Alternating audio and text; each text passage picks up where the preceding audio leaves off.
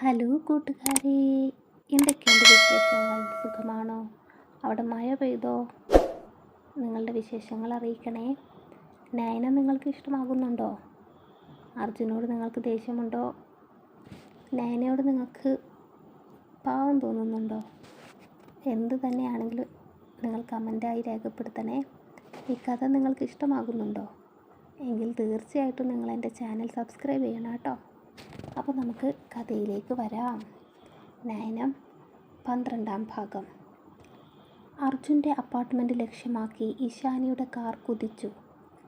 നിന്റെ തലക്ക് വല്ല ഓളവുമുണ്ടോ അർജുൻ? ഡ്രൈവിങ്ങിനിടയിൽ ഇഷാനി ഡ്രൈവിംഗ് സീറ്റിൽ കണ്ണടച്ചു തലചായ്ച്ച് കിടക്കുന്നവനെ നോക്കി. എൻ്റെ തലക്ക് ഓളവും താളവും ഒക്കെ കാണും. അതിന് നിനക്കെന്താ? അർജുൻ കൈകൾ രണ്ടും പിണച്ചു വെച്ച് ഒന്നുകൂടെ താഴ്ന്നു കിടന്നു. നീ ചൂടാവൊന്നും വേണ്ട. ഒറ്റയ്ക്ക് നീ ആ അപ്പാർട്ട്മെൻ്റ് എടുത്ത് താമസിക്കുന്നത് എന്തിനാന്നാ എൻ്റെ ചോദ്യം. ഇഷാനി അവൻ്റെ തർക്കുത്തരങ്ങളെ രൂക്ഷമായി നോക്കിക്കൊണ്ട് എതിർത്തു. എനിക്കൊരു സ്വസ്ഥത വേണം, തനിച്ചിരിക്കണം, അതിനു വേണ്ടിയാ. പറയുമ്പോൾ അവൻ്റെ കണ്ണുകൾ ചിമ്മി തന്നെ കിടന്നു. ഇനി നീ ഇത് പോയി വീട്ടിൽ പറയണ്ട ഇഷാനി. അർജുൻ കണ്ണുകൾ തുറന്ന് നേരെ ഇരുന്നു. ഏത് വീട്ടിൽ?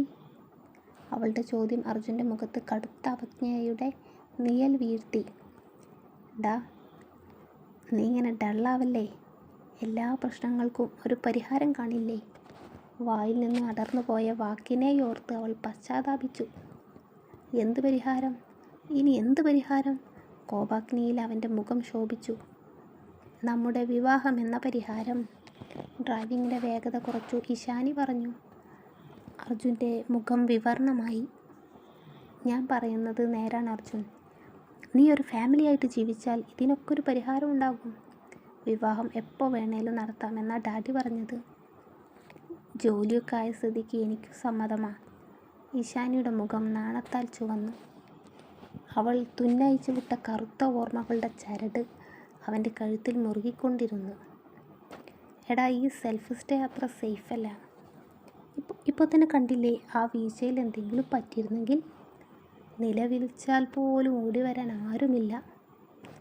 വാ തോരാതെ സംസാരിക്കുന്നവളുടെ നല്ലൊരു കേൾവിക്കാരനായി നടിച്ചു അർജുൻ മൗനം തുടർന്നു.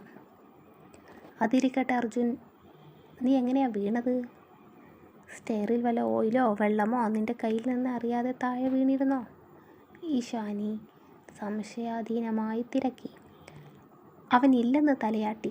എന്നാൽ വീണപ്പോൾ അവൻ്റെ കാലിൽ നിന്നുയർന്ന വെളിച്ചെണ്ണയുടെ ഗന്ധം ഒരു ഓർമ്മപ്പെടുത്തലായി അവൻ്റെ മനസ്സിലേക്ക് ഓടിയെത്തി. വെറുതെ ഇരുന്ന് മനസ്സിൽ ഓരോ ആദി കുരുക്കാതെ നയന ജോലികൾ തുടർന്നു. തറ തുടച്ച അഴുക്കുവെള്ളം പുറത്തേക്ക് ഒഴിച്ചു. മുറ്റത്ത് കാറ് വന്ന് നിൽക്കുന്ന ശബ്ദം കേട്ടതും നയന അടുക്കള വാതിൽ ചാരി മുറ്റത്ത് തന്നെ നിന്നു. അവർ വാതിൽ തുറന്നു അകത്ത് കയറുന്നതും ഇഷാനിയുടെ ശബ്ദമൊക്കെ നയന മുറ്റത്ത് നിന്ന് കേട്ടു. അർജുൻ്റെ സംസാരം കേൾക്കുന്നില്ല. അവൻ മൗനമാണ്. അവൻ്റെ കണ്ണുകൾ ആ വീടാകെ ചുറ്റിയും ഒടുക്കം ഇൻഡോർ ക്യാമറയിലും എത്തി നിന്നു. നീ എങ്ങോട്ടാ? ഇഷാനി അടുക്കളയിലേക്ക് പോകുന്നത് കണ്ട് അർജുൻ അവളെ മടക്കി വിളിച്ചു. ഭയത്തോടെ ആ അടുക്കള ഭാഗവും തൊട്ടുപിറകിലെ മുറിയും അവൻ ഒന്ന് എത്തി നോക്കി.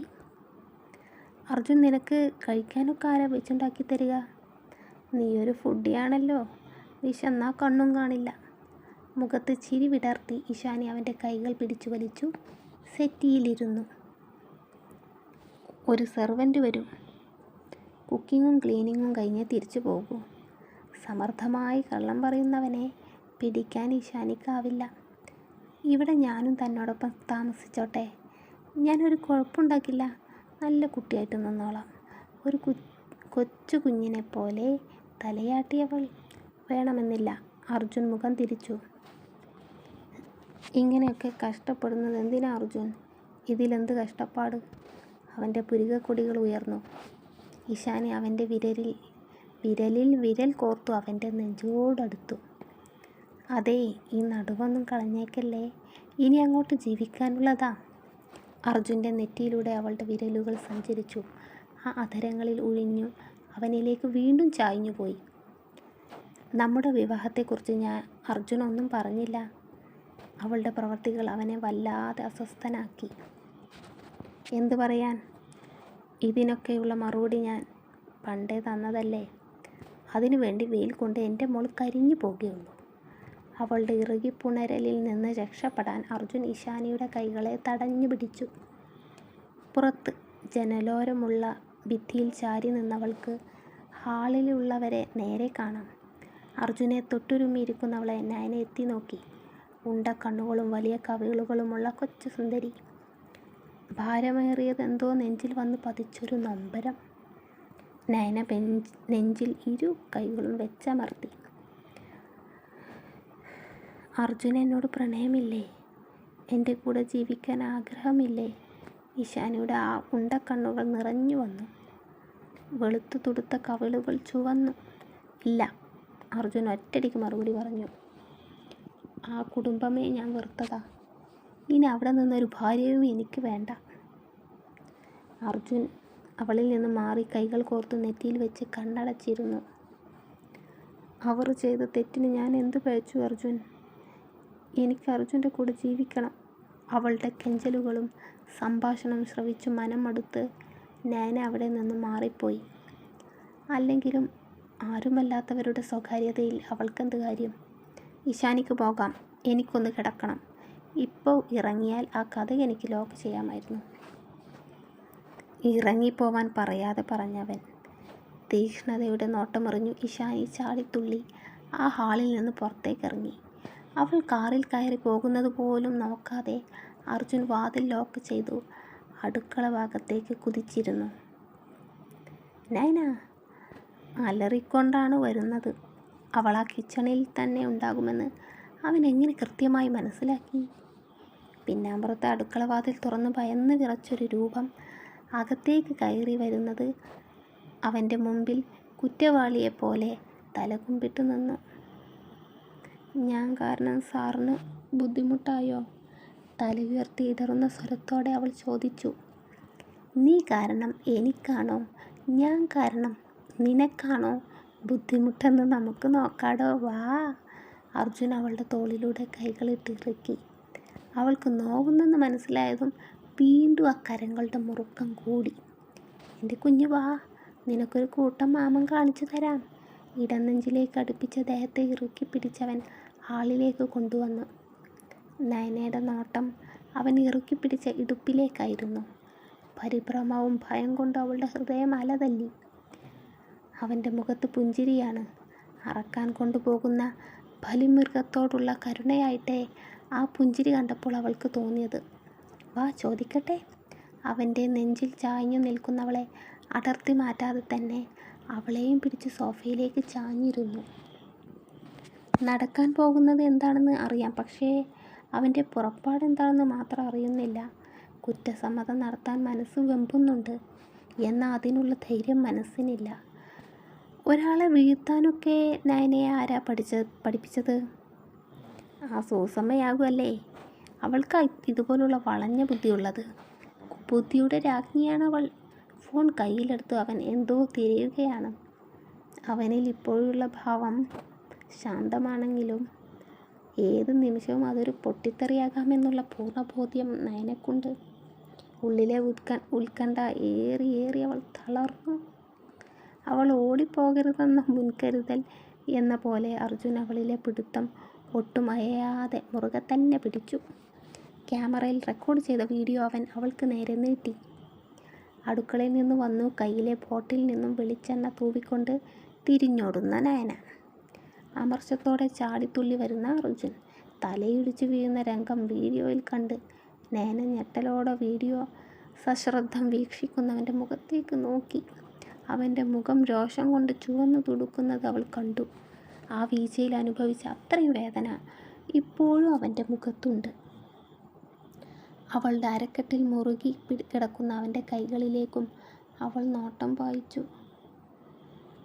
ഇറങ്ങി ഓടാൻ തോന്നുന്നുണ്ട്, പക്ഷെ കഴിയില്ല.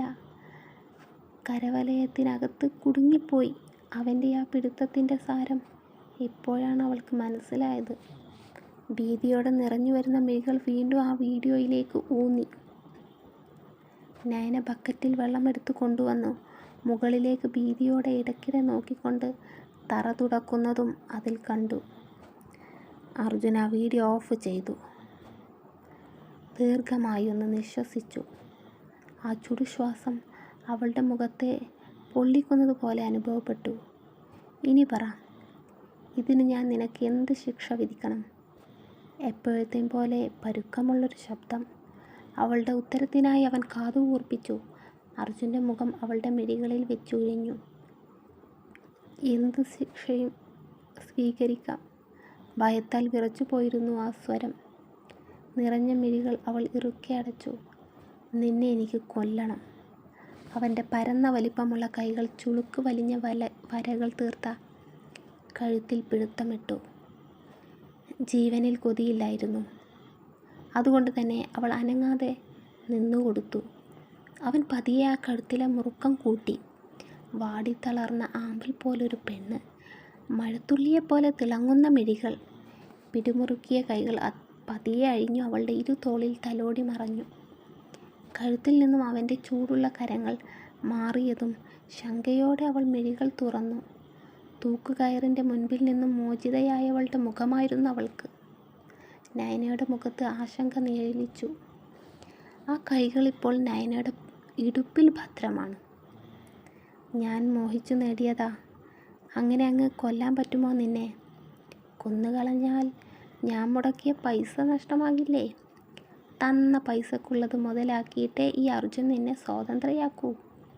നയനയുടെ ഇടുപ്പിൽ മുറുകെ പിടിച്ച അർജുൻ അവൻ്റെ നെഞ്ചിലേക്ക് അവളെ അമർത്തിപ്പിടിച്ചു.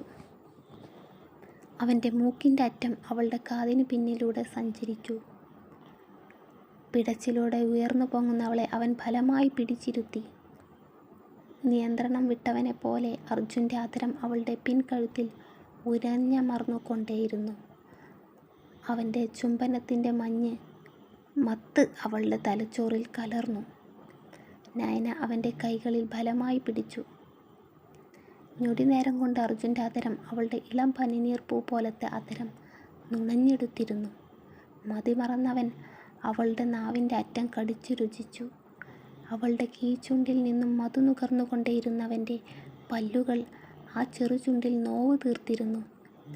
എന്തൊക്കെ അടവിറക്കിയാലും ഈ അർജുൻ്റെ ആഗ്രഹങ്ങളിൽ നിന്ന് രക്ഷപ്പെടാമെന്ന് നീ വ്യാമോഹിക്കേണ്ട, വല്ലാത്തൊരു ഭാവത്തോടെ പറഞ്ഞവൻ അവളിൽ നിന്നും അടർന്നു മാറി. അവളിൽ പടർന്നു കയറിയ ഭാരം ദേഹത്തിൽ നിന്ന് ഒഴിഞ്ഞതും നയന കിതപ്പോടെ അർജുനെ നോക്കി. പകൽ ഒരു ചെറുമയക്കം കഴിഞ്ഞ് അർജുൻ ബെഡിൽ എഴുന്നേറ്റിരുന്നു. ബോധമില്ലാതെ ഉറങ്ങിപ്പോയത് കഴിച്ച മരുന്നിൻ്റെ എഫക്റ്റ് കൊണ്ടാകുമെന്ന് അവന് മനസ്സിലായിരുന്നു. തലക്ക് വല്ലാത്തൊരു മന്ദത.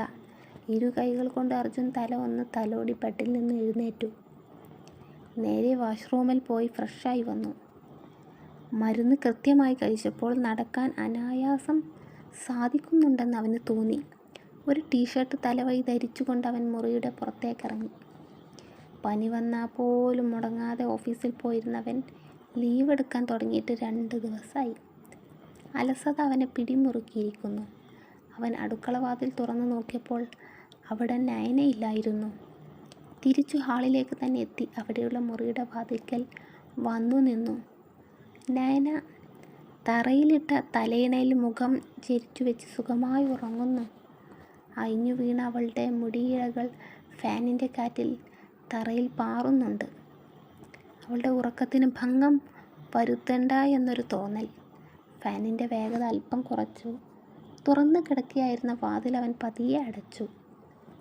അടുക്കളയിൽ പോയി ടീപ്പാനിൽ വെള്ളം കുറച്ചു നിറച്ച് സ്റ്റൗവിൽ വെച്ചു.